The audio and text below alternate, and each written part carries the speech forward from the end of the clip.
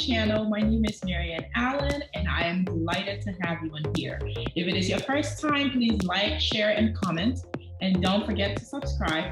Oh, and hit that notification button so that you don't miss any other videos when they're uploaded. Today, we're going to be talking about what to expect when leaving the US to Liberia or any West African country via Brussels. This video is going to be appropriate for not only people who are traveling to Africa through Brussels, but also people who are going to Brussels as a final destination. So what do you expect when you're leaving the US to Brussels? We all know that it's pandemic time, right? COVID-19 has ruined everything. Travel is not the same as we've known it to be.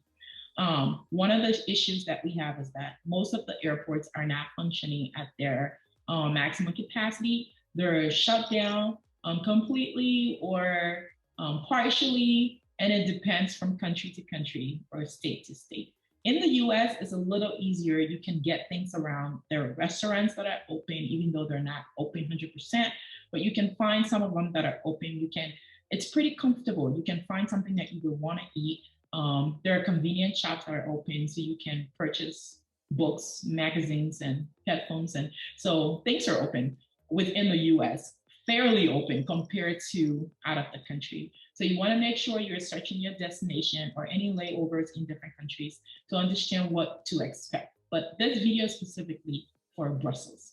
And because of the pandemic, airlines have limited flights going out of the country or even to a specific destination in the US. So what they're doing is they're pulling people from around the country for different connections to a specific location where they then can depart the US. In my instance, I went through Chicago, so I live in North Dakota, Fargo, and I left through to Chicago, from Chicago to Washington, and departed the US through Washington. For you, it could be through New York, it could be through Atlanta, it could be through Washington, et cetera, et cetera. But you want to make sure that you're booking your tickets and checking those layover times and the different states that you're connecting through, and making sure that you're not traveling from in the morning to in the evening. You may be limited as the airline provides. I traveled on United Airlines and it was pretty limited. So my travel was from 6 in the morning from my current location, and I got to Washington about 4 in the afternoon because all the connecting flights and stuff and layovers, and we departed about 6:30-ish from Washington p.m. We boarded by 6:30 and we kind of left by 7 o'clock. But it was a good time to arrive in Washington because that helped me to go through like all the different procedures to be able to get on the flight in time. I got to my gate in time and stuff like that. So even though you may want to shorten your US travel and get tickets that are a little closer together, you want to make sure you're leaving enough time to find your gates if you're traveling through an airport that you may not be familiar with, so that you can find your gates and get there in time to go through the process. Because international flights are usually full or have a lot of people, so you want to make sure you get there in time. So you could be traveling all day in the US. In our case, we travel all day in the US. And I didn't like that, but it kind of helped. It was to my advantage. So watch out for layovers. Like I said, the flights usually leave the US in the evening, which is a good thing because then when you're exhausted, you can actually sleep on the flight. Also, it's 7 hours to Brussels, just about 7 hours, or a little past 7 hours, depending on the weather and stuff like that. And if you're going to Brussels, Brussels have restrictions, travel restrictions. And I'm going to talk a little bit about a few of these restrictions. Number one, until April 1st, they're only allowing essential travelers. And you're an essential traveler if you have a family emergency, if you're traveling for humanitarian reasons, if you're traveling for school, so to study, or if you're traveling for a professional purpose. And what they're doing, there are a couple of things you need to do to prove that you're doing it, that you're going for those purposes. You need to have proof. So either from your school or from a doctor or whatever the case is, or you need to have a sworn statement, so notarized statement for the purpose for which you are traveling. So you need these things if you're traveling to Brussels or from Brussels. So if Brussels is your final destination, you would need these proofs to show that your travel is essential. However, if you're transiting in Brussels, you do not need those things. If you're not an EU citizen and you're traveling to Brussels or from Brussels, you would need to get a declaration of essential travel from a Belgian embassy. So you want to go, if you're traveling to Brussels or from Brussels and you're not an EU citizen, you need to go to the embassy and get a declaration of essential travel. And I think that's when the embassy is going to check your proof of why you're traveling and stuff like that. So they're pretty restricted. Now, if you're transiting through Brussels, you don't need all of that. What you need is your COVID test. You need a PCR COVID test to show, and you need your visa or documents that you need to the country for the country that you're going to. Layovers in Brussels are pretty tough. They usually range from 3 hours to 7 hours. And because of the restriction, the travel restriction within the country, you're not allowed to exit the airport if you're transiting. Well, I shouldn't say you're not allowed. You're allowed if you can show all of the proofs that I just mentioned earlier. If your travel is essential. So you leaving the airport to go tour Brussels because you have a layover is not a good enough reason to actually enter the country. So it's pretty restricted. So you're going to be stuck on the airport. Now, their airport is shut down. Let's just put it that way. It is pretty shut down. The only thing we could find on that airport was Starbucks open and a little convenience store that sells perfumes, pretty much. So perfumes and alcohol. So if you want that, you can get that. But if you're looking for restaurants and stuff, you're not going to find it. And it looks like they restricted the transit passengers to a certain part of the airport. So you're going to be limited to just that part. You're not really going to have access to any other part. I really couldn't see any. It wasn't busy at all. It's pretty dead. It's like people are just not traveling. The only people you see are the people who probably came with you on the plane. And it's cold. It is cold. So in addition to not having food to eat during your transit time, it is really cold. So if you're someone who gets cold easily, you want to layer up. You may get blankets on the plane, like little blankets on the plane, but not all of the planes provide blankets. Sometimes they just don't have it. So when we were leaving to go to Brussels, we did not get blankets. But when we were coming back to the US, we did get blankets on the plane. So it depends on the plane. Brussels provided us blankets, but United Airlines did not provide us blankets. And we did travel on United Airlines from the US to Brussels.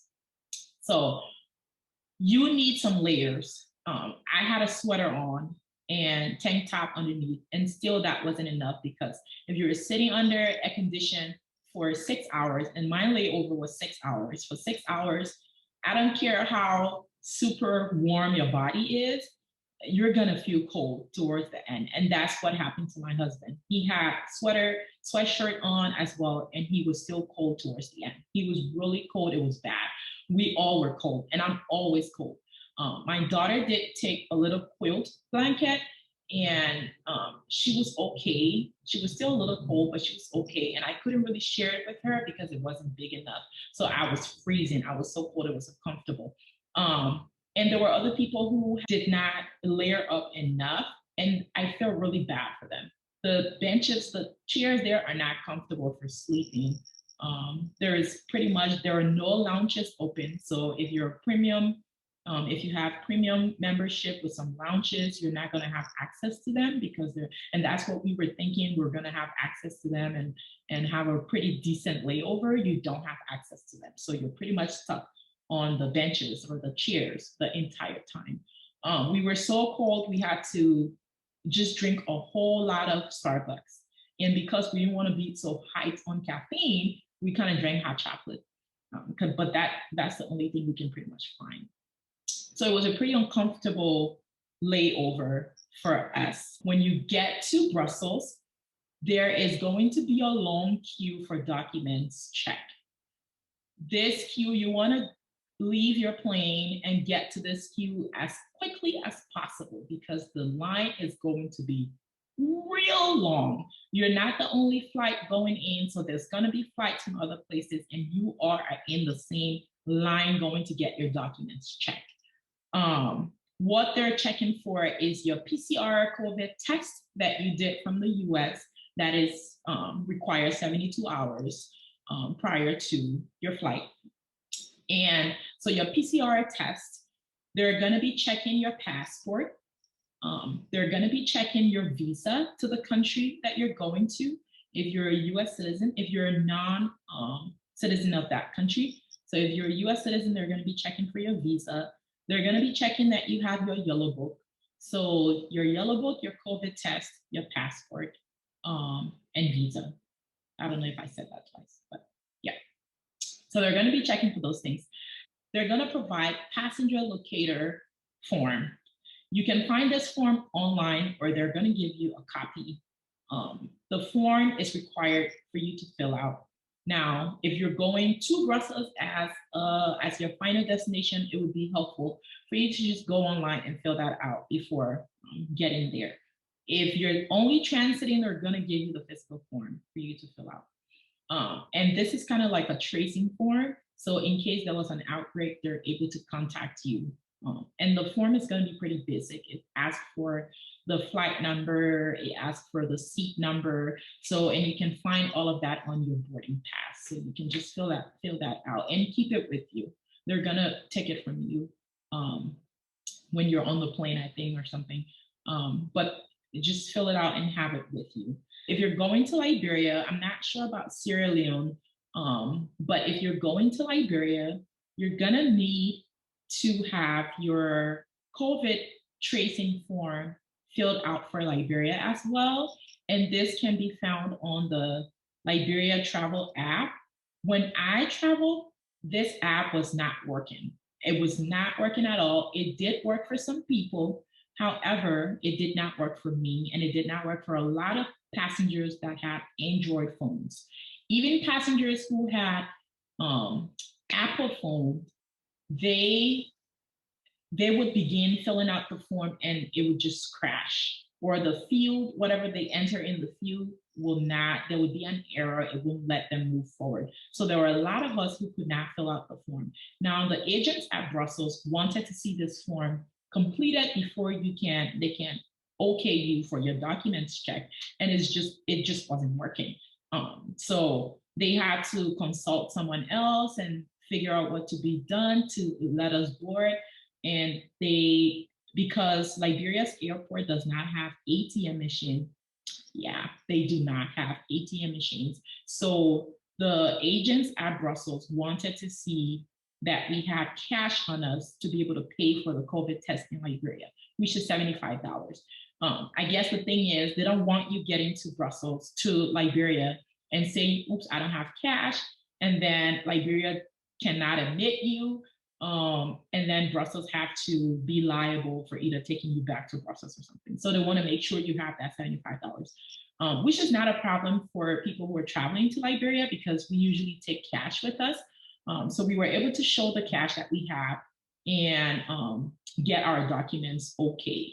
So once you get your documents okay, you kind of sit for your layover. And closer, I would advise that closer to your boarding time to depart, you want to make sure you get in the queue. The boarding process is not like the US where it's like, oh, priority, go in first, or seat this to this, go in. And they're not going to do that. They're just going to go by whoever's in the line or in the queue. So you want to make sure you're standing in that queue because it could take you forever to get in. And by the time you get in, your carry-ons may not have room up or something. So you don't want to go through all of that. So I think we got in the queue so early. I was so afraid of that. I got in the queue so early. I actually stood in that line for 45 minutes, but I was like the fourth from the door to go boarding. So it was pretty easy. We got on the flight early enough to settle in and all of that. When you do board for Liberia, you will be served hot meal on the plane. But at that time, you would be so exhausted and tired and cold that all you want to do is just sleep. Because when you get to Brussels, it's going to be morning, early morning in America, which is like 1, 2 a.m., which is when you're actually sleeping. So your body's going to be tired in Brussels during the layover, which makes it really hard. And then if you're cold and sleepy, it's just really difficult. It's bad. So when you finally get on that plane, you're exhausted. Like everyone wants to sleep. So the flight takes about 6.5 hours directly to Liberia, but we don't go directly to Liberia. There are going to be Sierra Leoneans on the plane that are going to Sierra Leone. So the Brussels is going to stop in Sierra Leone for an hour. They're going to deplane people, drop people off. And there are people in Sierra Leone that are waiting to board the plane that are going back to Brussels. So so after the deplane, those who are getting off, they're going to then board those who are coming on. And you may have someone sitting next to you or not. But at that point, the plane is not as full as it was. So there would be room for you to move around or the entire process takes 1 hour. So that pushes your actual transit time to Liberia for 7.5 hours. And then you get to Liberia.